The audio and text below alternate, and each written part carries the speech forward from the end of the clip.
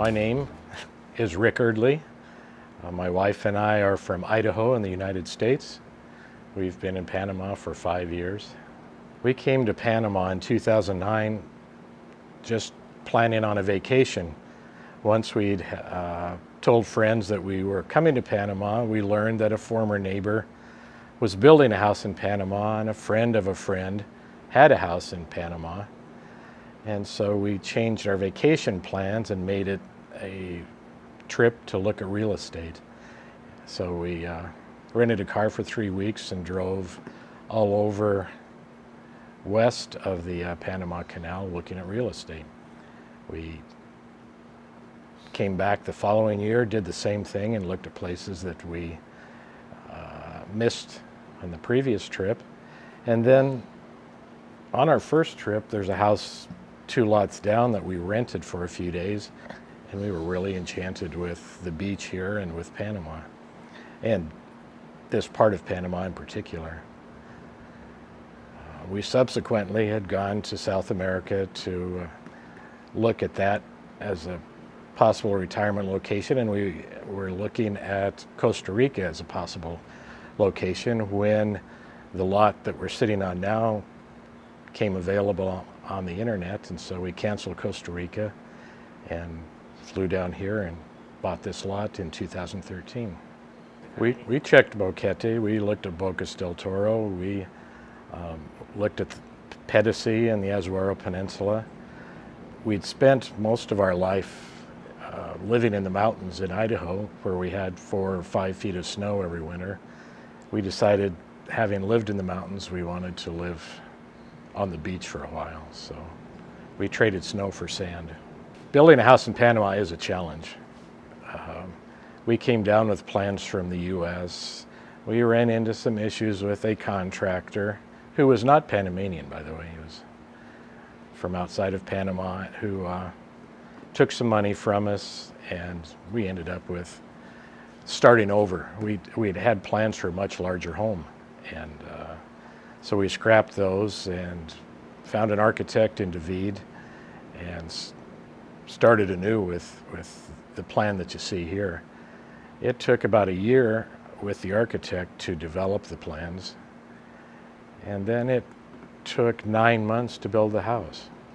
It would have been finished in 7 months, but we had an issue with our windows and did not want to install appliances and electrical stuff without the windows in, so we had to wait 2 months for the windows to get here. It was a challenge, though. We go to David to grocery shop every week to 10 days anyway. We do our large shopping there. There are some local markets. There's 2 in Las Lajas, and there's several in San Felix that you'd be surprised what you can find there. And you'd be surprised what you won't find there too. It is a real variety. Some things are consistent. Some things you're walking down an aisle and you go, holy cow, I never expected to see that in Panama. But for the majority of our items and for the consistency, we go to David. From our garage to the Toronal Plaza is about an hour and 15 minutes. Probably the 2 best restaurants in this area is Naturalmente and Chow Chow, and they're both in the village. Chow Chow is an Italian restaurant, and it's operated by the people that own Residencia Las Lajas. And then Naturalmente is a couple of blocks away from there, and they have lodging there as well, but they have a wonderful restaurant. You drove through the village to get here, where the 2 supermercados were, if you call them that, and the police station and the park, all of that, that's considered the village. We never thought we would not be mountain people, but the allure of the ocean, the warmth. I mean, I own some closed-toed shoes that you wear when you go to a governmental office, but otherwise we live in flip-flops, generally tank tops, swimming suit, and it's just a lifestyle that is hard to beat for us. Summertime we're in the ocean more than rainy season. My wife is in the ocean more than I am typically, just going out in the water is soothing and fun. It's one of the safest beaches in Panama. You can walk out. Well, right now you arrived at the lowest low tide of the year here, so you can see how flat the beach is for how far out, and you could still walk out further and not be over your head. So it's a very mellow beach. Do some fishing in the water, not with much luck. Most of the good fishing that I've found is from a boat where you rent and go out around the islands. Walking on the beach, I take the dogs almost every day, unless my wife is running with, and she'll take them running with her. But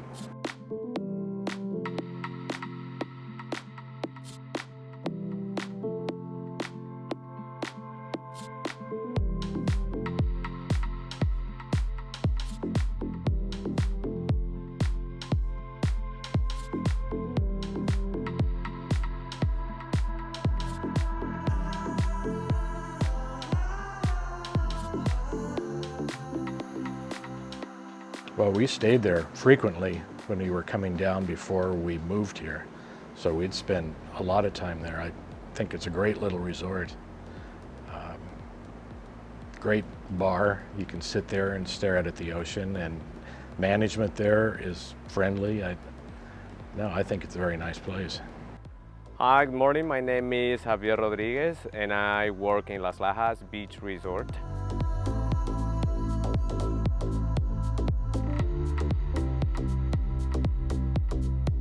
There are 14 rooms. 12 of them are family rooms. So in each room you will find 3 beds, 2 queen beds and 1 single. So it means that every room has a maximum capacity of 5 people.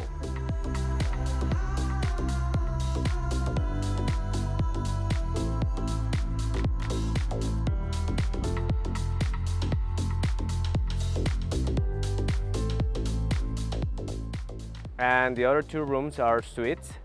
So the suite has a maximum capacity of 2 people each.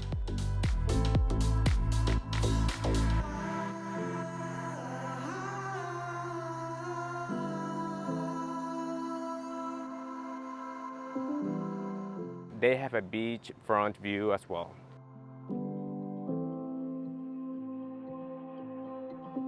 The resort has a bar and restaurant. We have a la carte menu, so people can enjoy the meal for breakfast, lunch, and dinner.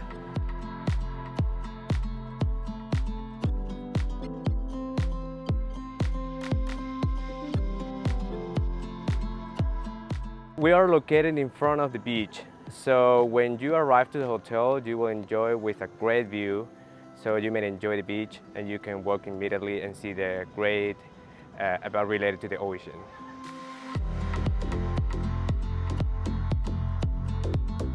Well, every family can enjoy the beach and can use things like bodyboards, or they may surf as well. We also have some kind of tours. Well, I can mention one that is available, that is the horseback riding. People can schedule a massage as well. We call them palapas or ranchos. So when you arrive to the hotel, you can see it, you may share with your family, enjoy and spend great time with your family as well.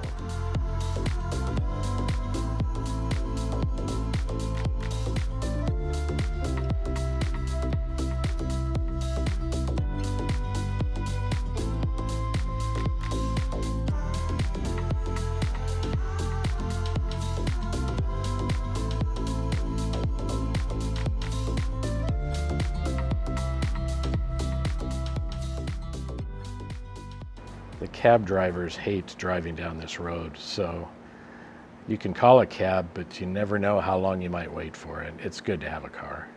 Sometimes when you get to the end of the pavement, you go to the right, they call, I don't even know what they call it. They call this the funky side, because there's no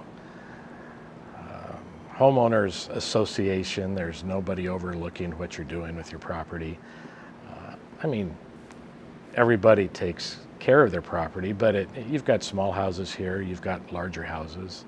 All of those, the people were parking cars under, Yeah, the people that live on the other side of the road collect money for those, and I think they're $5 for a day. So if you pull under one of them, somebody will come from across the road and collect money from you in most instances. But they also maintain them. Every year they have to be rebuilt and the grounds maintained and the garbage picked up when people don't take their garbage. So it's $5 well spent. Although that is the public area, and it gets very crowded on holidays and weekends.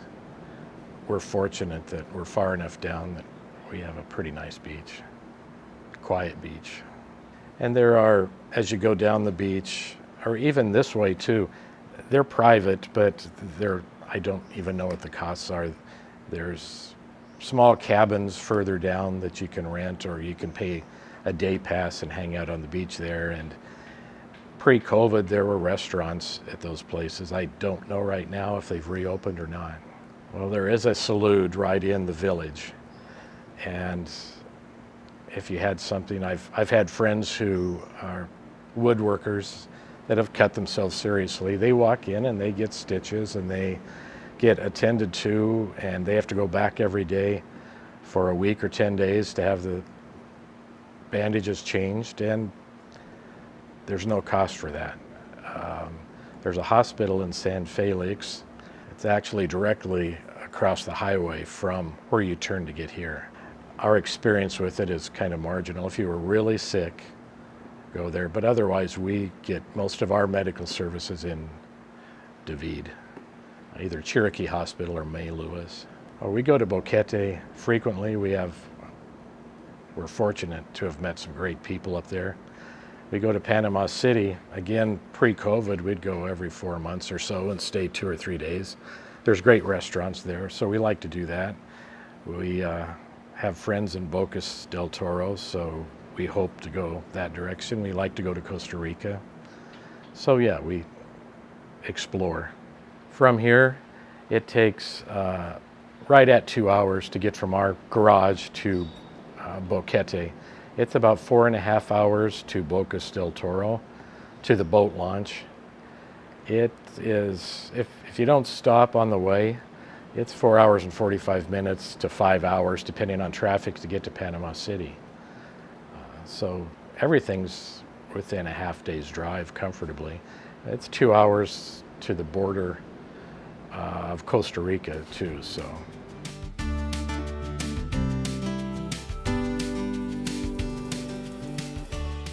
That's one of the things that drew us here. You can walk on the beach by yourself or with your partner or friends anytime, even after dark, and not have any concerns. When we were in South America, people said, don't go on the beaches after 6, never walk on the beaches by yourself. And here, I've never heard of anybody having any problems whatsoever on the beach. That was one of the decisions you need to make when you move here. You can either build an open air house using a lot of indigenous woods that aren't as subject to termites and using the ocean breeze. But then you need to have cheap electronics, cheap appliances and everything, because the salt air is so destructive. Or like we have done, you close your house up so you can have quality appliances and quality electronics, but you keep the salt air out for the most part, and the humidity. And the air conditioning it is both for comfort, but it also reduces the humidity in there considerably. So I think it's about 17.5 cents per kilowatt hour in Panama is what we pay here. I'm assuming it's consistent around the country, which is expensive compared to where we came from. Running a couple of air conditioners and our pool pump, and we're on a well, so we have pumps in the well. We spend $225 a month, more or less, for utilities, for electricity here. And we cook with gas, and our clothes dryer is gas. And one of those little, they call them 25-pound tanks, cost anywhere from $5.75 to $650, and they last a couple months. So gas is cheap, electricity is a little expensive, but that's all we have. Let's see, I walk with the dogs. There's a private pickleball court down here on the beach, and I've played a lot of pickleball over the last couple of years, which I enjoy. I bought a bike last year and sometimes ride on the beach. My wife, as you saw, is an avid workout person. We did CrossFit in the US. I have not kept up with it as she has down here. And this time of year, there's a lot of part-timers here, and so she generally has somebody come over and work out with her. Most everybody on the beach is an expat. There's only a lot of the lots owned. Our neighbors here, they're Panamanians and delightful people, but there's no home on it. They come down sometimes and pitch tents and will stay for holidays. But all of the vast majority of all of the homes down here are owned by expats. Most of them are Canadian, then American, US, and then Italian. There's a lot of Germans in Las Lajas, but none of them live on the beach. They all like to live in town. I think they like to have their small fincas where they can grow things. So, and we have recent addition, a Romanian who's in the process of converting a big house into supposedly a 5-star bed and breakfast hotel. My wife does very well. She had 4 years of French, and I struggled with it. I'd never taken a language before I moved here, so somebody's coming up. I can get by between Translate and the Spanish I know. I can go to David and shop and accomplish everything you need to go. I did have an experience once where I was looking for a staple gun, and by the time you do charades for a staple gun, I had freaked out a few people. I had to go back when I found a staple gun and show them what I was trying to mime for them so that they didn't think I was crazy. Honestly, for the first 6 months I lived here, I thought I was going to have a stroke. Just because I came from a culture and in a background in a business world where you return phone calls within 2 hours. You are on time to appointments. And if you're not going to make an appointment, you call and reschedule it right away. Down here, you know, it's cliche to say that mañana means tomorrow. Mañana means not today. And it took a long time to just chill and recognize that architects, attorneys, contractors, they may say they're going to be there at a certain date or time and that they're going to do this, but that doesn't mean that it's going to happen. You have to learn to relax and roll with the culture, and the culture is much more laid back than the US. So if you're expecting things to click on time and in place, I think you'll be disappointed and frustrated. But once you get over that and learn to relax and accept what it is, then you don't have any strokes. I think you have to be adventurous. I know not many members of our family understood why at 65 we were leaving the US to go start a life in another country. And I'm not sure they still understand. But for us, it was the opportunity to have another adventure. We didn't want to retire to a rocking chair on a porch somewhere, and you know, that might have been sweet for what it was, but we still had enough life in us. We wanted to challenge ourselves a bit more, and we bit off a lot, but it's worked out in the end. You just have to recognize that you're going to be at a place sometimes where you're going to be completely untethered from any realities that you thought you knew. The legal system is different, the culture is different, the language is different, and you really don't have any bases that you can hang on to function from. And you need to learn how to accept that and swim without any direction to go initially. early when we lived here, my wife loaned her laptop to a teenager, a Panamanian teenager who lived here. Actually, he was a Nobe from the comarca, but they lived down on the beach and caretake some properties. And he used her laptop for a couple evenings, and then a couple days later he came over with 2 parakeets that he had stolen from a nest. They weren't even in feathers yet, and we didn't want to say no, so we accepted the gift. Our intention wasn't to keep them, just to let them grow to the point where they could fly away. And so we kept them in a cage outdoors so they didn't get too acclimated to us. One of them grew just fine and flew away. The other one had a broken wing and a bum leg and walks like a South Park character, and can't fly. And we asked a vet if he could reset the wing, and he said normally the trauma of a surgery like that will kill a bird this small. So we've kept her. Had her 5 years, and she doesn't think she's a bird. She sits on the table in the morning, walks back and forth between us while we drink coffee, and sits on our fingers or our shoulders, or lays upside down in my hand. She's a pretty interesting creature. But I also have to say we're here because we love it, and we cannot imagine being anywhere else, living any place but where we are right now. I know there are times we think it'd be fun to live in Boquete because of the community there, the amazing restaurants, the ability to hike. You don't do many hikes down here except on the beach.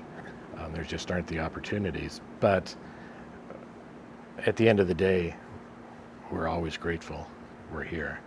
We always, about 4 o'clock every day, we're in the rancho with the dogs and the bird who comes out with us with a cocktail, and just grateful to be here.